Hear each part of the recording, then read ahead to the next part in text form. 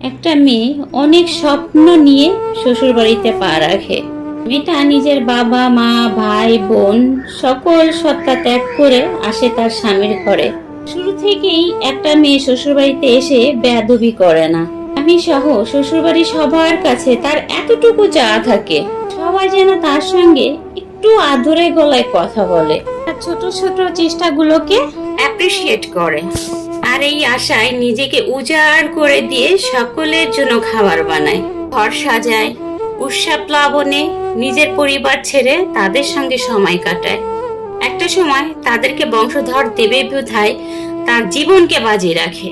নিজের নিজস্ব পরিবার ছেড়ে মেয়েটা একটা নতুন পরিবেশে একটা নতুন পরিবারে আসে, খাপ খাইয়ে নেয়ার চেষ্টা করে। কিন্তু ছেলের পরিবার মেয়েটার এই চেষ্টাকে মূল্য দিতে জানে না। বেশিরভাগ পরিবার বাড়ির বউটাকে ডমিনেট করার চেষ্টা করে, কাজে কথায় উঠতে বসতে ভুল ধরা শুরু করে। কিছু হলেই মেয়েটার বাপের বাড়ির লোকদের তুলে মেয়েটাকে কথা শোনায়, সম্মান করে।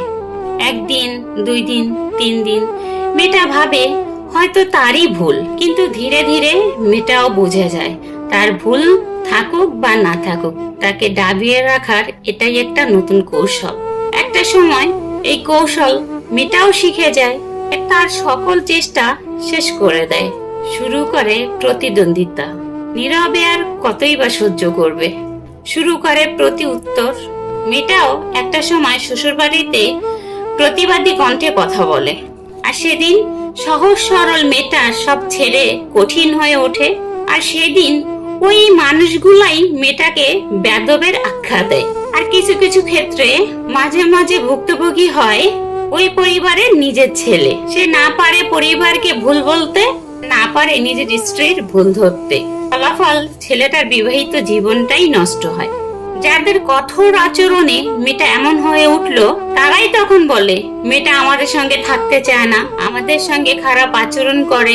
অথচ চিত্রটা অন্যরকম হতে পারতো। মেয়েটাকে সবাই একটু আদরে ভাবে বুঝিয়ে রাখলে সংসারের পরিবেশটা কতই না সুন্দর হতো। একটা মেয়ে তার সবকিছু ছেড়ে আপনাদের কাছে এসেছে, তার জন্য সবাই মিলে একটু স্যাক্রিফাইস করে নিলে, তাকে মানিয়ে নিতে সাহায্য করলে সেও আপনাদের মনের মতো হয়ে উঠবে।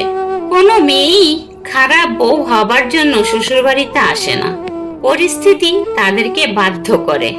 যদিও সব মেয়ে বা সব পরিবার এক হয় না, তবে অধিকাংশ ক্ষেত্রে সকল পরিবারে এই একই চিত্র।